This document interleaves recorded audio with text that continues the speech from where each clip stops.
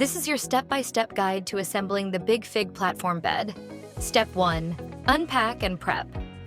Unpack all the parts and lay them out in the room where you'll assemble the bed. Identify each component. Rails are labeled and slats are rolled.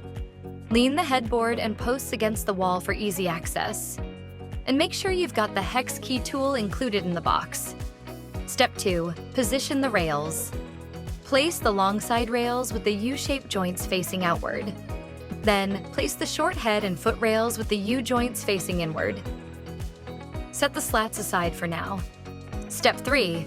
Attach rails to posts. Insert the left rail into the left post and the left foot.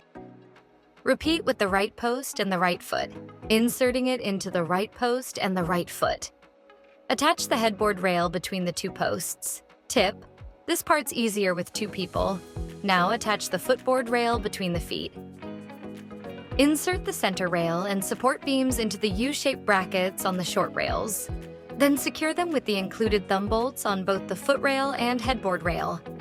Use the same thumb bolts to secure the legs to the center rail and support beams. Step 4. Install the slats. Unroll the first set of slats at the head of the bed. Insert the first slat between the short rail and the slat stop that locks it in. Then roll the slats down toward the foot of the bed and lock in the last slat the same way. Repeat this process with the second set of slats on the other side. Step 5. Attach the headboard panel.